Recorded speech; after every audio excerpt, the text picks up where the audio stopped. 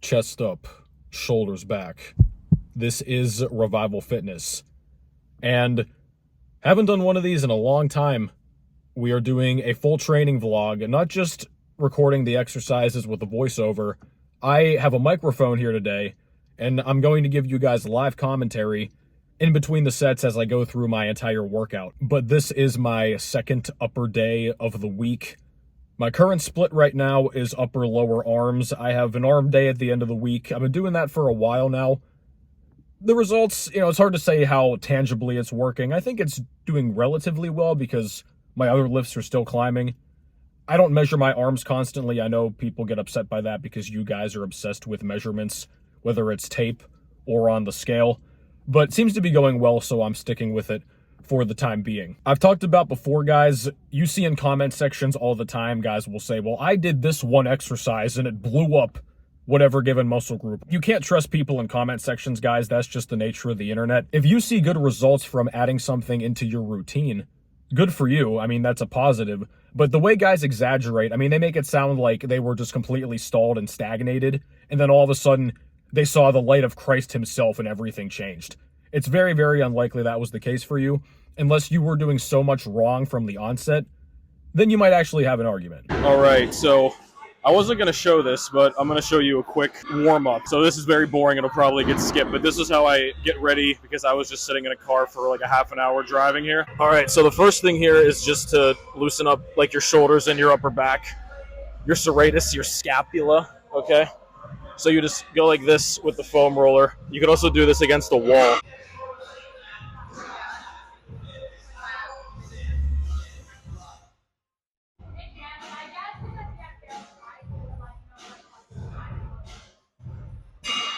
Little kettlebells right here. They look so weird, look like little mice or something.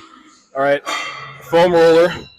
You're gonna lay with the middle of your back right along the center of it so it's placed vertically. And then we're gonna just basically do a pullover motion. Similar stuff, just warming up the upper body. Does not take long at all. It takes a few reps, that's it.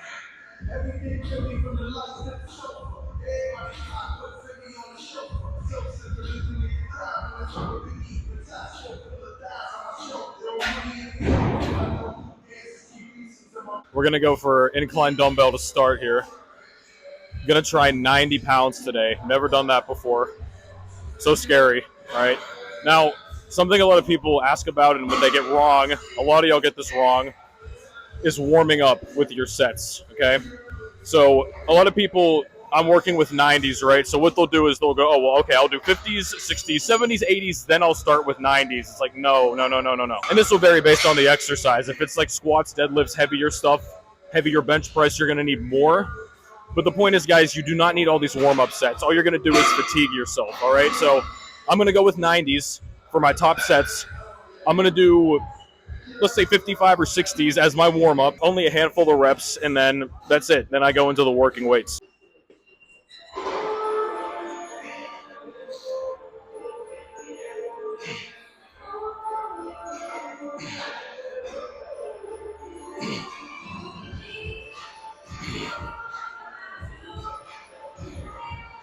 All right, so that's it. I just did 5 with 55. I just picked up the 90s. All it's got to be, guys. Now, before we continue, I want to take a quick second to give a shout out to the provider of the drip in today's video, Kinetic Kings. Are you sick of walking around the gym wearing the same outfits everybody else is? Kinetic Kings is my new destination for activewear and streetwear. Every one of their products is made directly in the USA, right out of California. Their clothing is perfect for a day out or going to the gym. The shorts ride roughly thigh height, so if you're a guy that doesn't skip legs, you can show off your quads. And their shirts run oversized, so they make perfect pump covers. I know a lot of you guys will never show any part of your upper body until you got your pump. Kinetic Kings is rapidly rising in popularity, and a lot of their merch sells out fast. So be sure to sign up for their messaging list. If anything you're looking for is currently sold out, you'll be notified once it comes back in stock. If you guys are looking to give them a try and up your gym swag, you can use code MK for 10% off your order on their website, kinetickings.com. All right, here goes nothing with 90.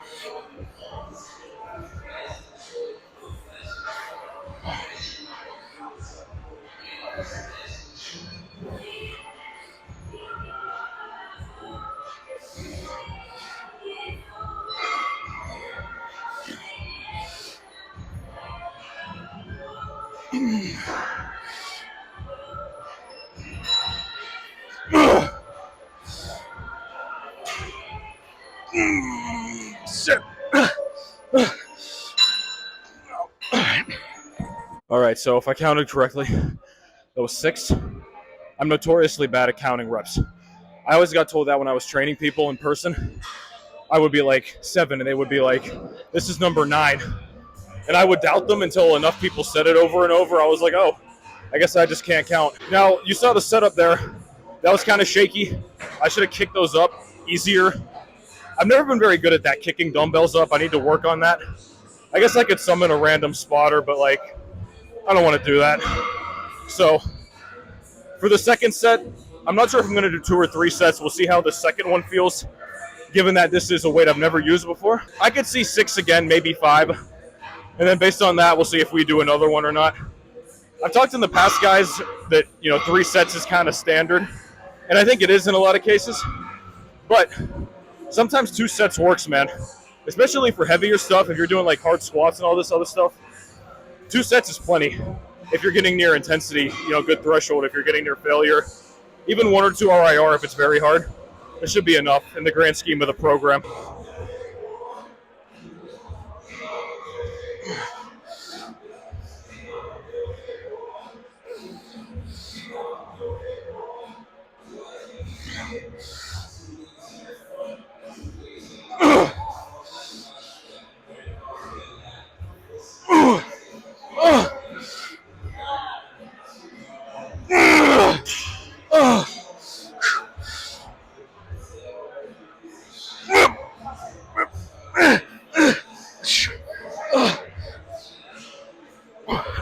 All right, did you notice something there? When I finished the set, I did not just drop the dumbbells and they went rolling all over the floor. I did what I would call release them, right? So I control them to the ground. I didn't put the back up in my lap and stuff because I was really exhausted there. But I let them hit the ground. I'm still controlling them though, so they're not rolling and bouncing. Then you let go. So that's just something to keep in mind, guys. You see all these D-bags, they drop dumbbells, especially from high places, like top of reps, and then they roll around and stuff. They can hit other people. No, man, keep the dumbbells in your little space, but you can't let them hit the ground while it's under control. By the looks of these things, I think we're going to go for a 3rd set. 6 is probably going to be very tough to come by on the 3rd set. I could see 5. It may even only be 4.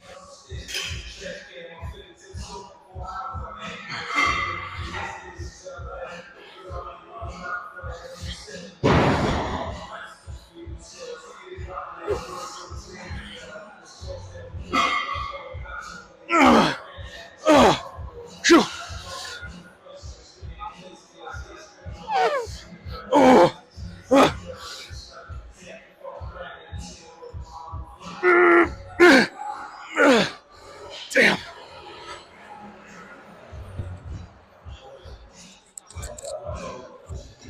We somehow got 5. All right, now next up is pull-ups. When it comes to warming up with these guys, because I have not done anything for the back yet, I'll just do body weight pull-ups. I'll do like, again, 4 to 5, just something really quick, just get them out of the way. And then I'll put on the chain belt and go into the working sets. So I think I'm scheduled for 35 pounds. The thing is I'm bulking too, so my body weight is slowly going up, so it can be hard to add weight via the belt easily and repeatedly.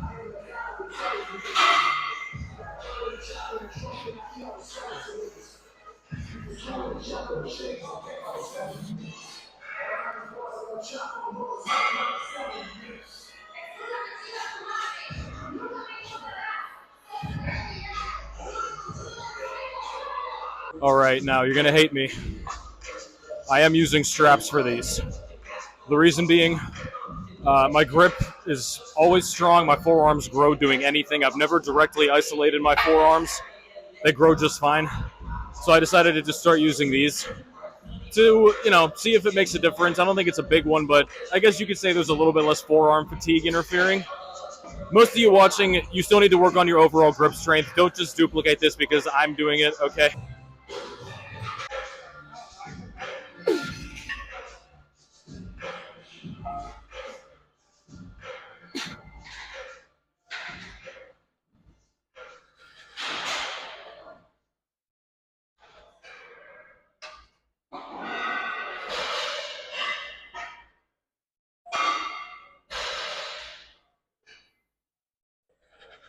These are not easy, man. I'll tell you what. These I have been doing only 2 sets. I'm definitely only going to do 1 more set with these. If you guys are new here, I train my back in some capacity. Every day I go to the gym. Even if it's just some rear delt stuff like light. I just do that myself. It's not necessary, but I find that the back, given just how big it is and there's so many kind of components to it, it's able to be trained 2 days in a row, and it works, right? So I tend to do more vertical pulling, like pull-ups right here on the upper days, and then more rows on the lower days. That can vary. That's just how I break it up. But, oh man, this is second exercise of the day. Fourth working set. I'm struggling, man. These workouts are not easy, dude. You guys who've got my programs know those lower days especially, those are not for the faint of heart. But the thing is, it's about quality over quantity, man. So I could hop around and do hopscotch on the machines and do a bunch of light stuff and have to do a ton of volume, or you could do, I consider my workouts moderate volume, even though for a lot of you that's low because it's not at the high end of the hypertrophy rep range. You could even go a step further. I think high volume training is cope. That's what it really is, man. It's either you just don't train hard enough in general, or this is another big one. It's a lot of you guys that are always fighting demons, bro, and you have no lives and stuff. You just live in the gym. Bro, I don't know, man, how some of you, I mean, if you're really young, I get it because you got nothing to do, but some of you guys are like my age or older, and you're in the gym 6-7 days a week, bro. I don't know what kind of Ponzi scheme you guys are running to have all this time and money to be in the gym so much, but I'm calling the feds on you.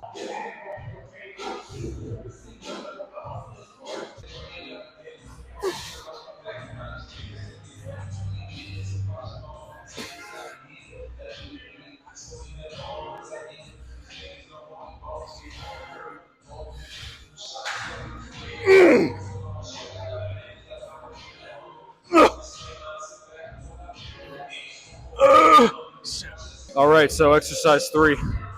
We are on the bench. Now, I think I alluded to this earlier. This is a very underwhelming bench right here. So this is not like going for peak stuff. It's more of a light day in comparison to the first day. I'm also using one of these. It's bench block. You can also use boards if you've seen those in powerlifting gyms. But for boards, I think for most of them you need a spotter. Some of them you can like attach to yourself, but that's too much work. Much more convenient to get one of these things. You see there's grooves in it, so there's different heights and adjustments and stuff. I'm doing a 1-inch block on these because I like to give my shoulders a bit of a break.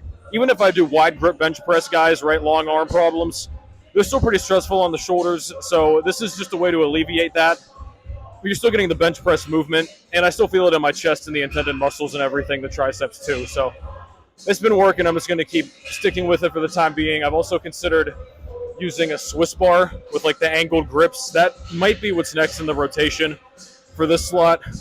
But I think I've been doing 2 sets of these, but I think right now I have 225 on the bar. I think I'm supposed to do 235, so I'll have to add a 5 to each side. But I just go for like 5 to 6 I've been doing. Now keep in mind too, guys will ask me a lot, they'll be like, well, you know, on this exercise of the day, it'll be like the 3rd or 4th one in the order, and they won't hit a PR, they might even regress slightly, and they'll be surprised. And it's like, if you hit a PR, which I hope you are in a lot of cases, or most cases, especially if you're bulking, right? You want to hit a PR on the main exercise, or at least maybe the first 2 for a given muscle group. Then on the 3rd one, if you don't progress at all, or if you even regress a bit, you hit PRs on the 1st or 2nd or both of those, right? So you hit PRs earlier in the workout. Don't be jilted or upset if you don't hit PRs across every single thing. Unless you're a complete novice, hitting PRs on every single thing you do all the time is unlikely. I mean, in a lot of cases, man, if you're at the level I'm at too, or kind of close to it, getting an extra rep or 2 every now and then is a win in a lot of cases.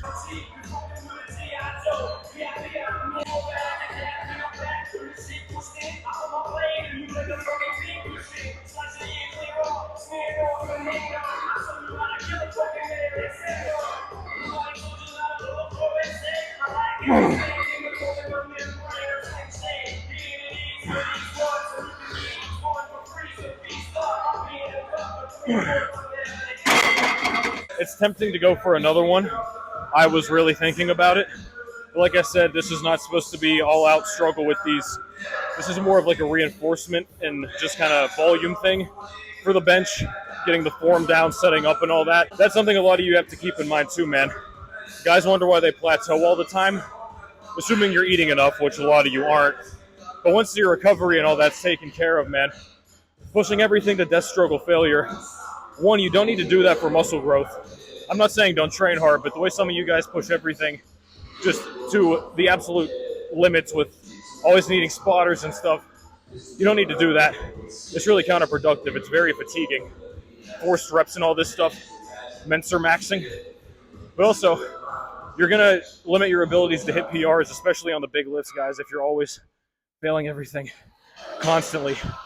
I saw some guy comment the other day, he's like, oh, I use safety arms whenever I squat because I take them until I can't stand up anymore. And I was like, why would you do that? And he's like, to get tree trunk legs. And I click on his profile, he's got twig legs. And it's like, yeah, okay, bro.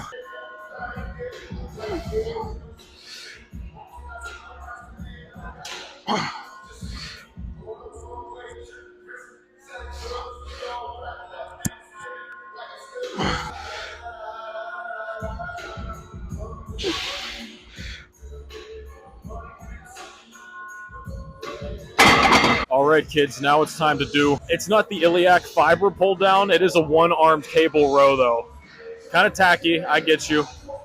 I could do a normal seated cable row here, which I've done that before. Throwing in some unilateral stuff on top of the normal exercises is a good way to, I guess, alleviate imbalances and maybe prevent them from happening as much as you possibly can, right? And the second reason is that the stretch on these is really good because you can like really lean into that one side as opposed to when doing both sides at a time. You can stretch forward, but you can't kind of really lean into it from a bit of an angle, if that makes sense. How much of a difference that really makes, I don't know. It might not be that big, really, but yeah, we're just going to go for it because why not?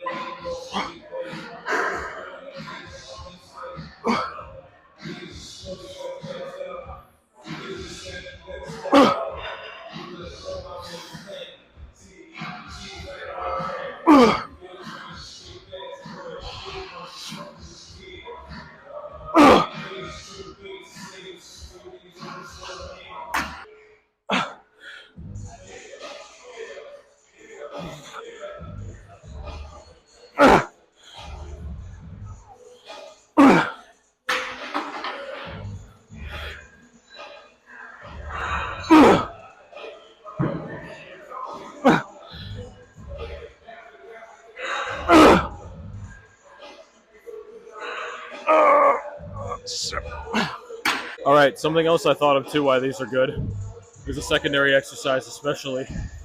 Not very hard to load, right? So you just sit down on the machine and put the pin in the stack and then go. The thing is though, man, especially if you're in a rush, right? So there's like a row over there and you can sit there and load 45s, especially if you're pretty strong, man. You can load a lot of weight onto back machines. Just loading plates on back and forth, you got to go find the 5 and then the 2.5 and all this other bullshit, right? Or you could just plop down here and do this. So in terms of just time economy too, these are really nice because you don't have to really do a whole lot.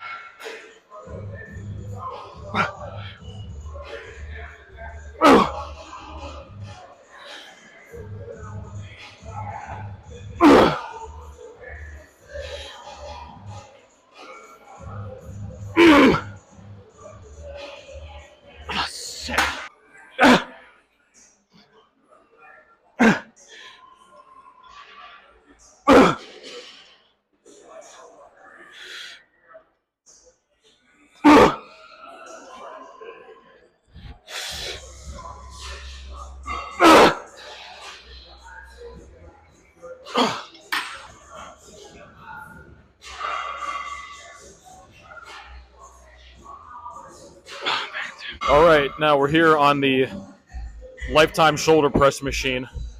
What I've been doing in this exercise slot for a while, well, not a while, month and a half or so, maybe 2 months, I've been doing the seated dumbbell press. I am very tired right now. I don't really feel like kicking the dumbbells up into position.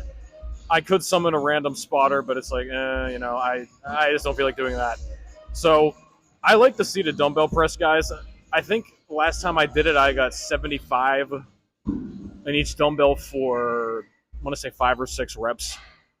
But kicking those up into position, man, I mean, that's just so draining just to even begin the set. So the machine, I guess, alleviates a good amount of that. But I'm going to see what I get here. I have 45 and a 25 on each side, I think. A lot of the stuff today has been in the 5 to 8 rep range.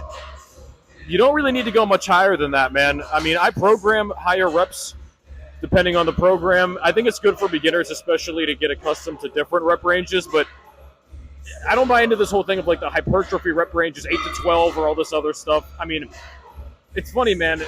You hear stuff like it's 8 to 12 or it's this much, and then other ones it's so broad it'll be like, oh, it's 6 up to 20 or even 30 or 40, and it's like, man, I guess people say it's over 5 because lower than that is too strength-oriented, quote-unquote, but, man, I mean, you could do everything in 6 reps or so, guys.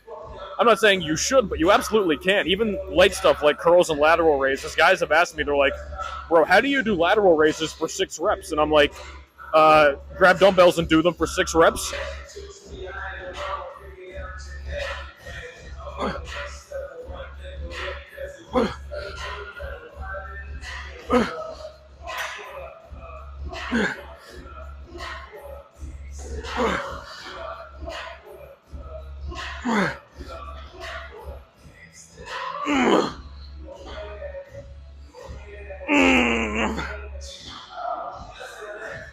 I'll tell you what, man. Having to just sit here and talk in between sets is kind of weird. Because I don't really ever do this. In a way, it's kind of cool. You know, people are looking at me like I'm insane, which I understand. I probably look like a maniac, like a crackhead, just talking to myself in my camera. I've been in the gym now for, I want to say, just a little bit over 2 hours, but, you know, I'm talking and I have to make sure the audio is good and all this other stuff too. I'm checking camera angles, right? So if you're doing just a typical workout, it's not going to take this long. And I tend to get distracted too. And you want to hang around and stuff. And I know what you guys are going to do, right? You know, there's girls around and you're like, oh, I'll do one more exercise next to her. You know, I know what you guys are doing. You can't fool me.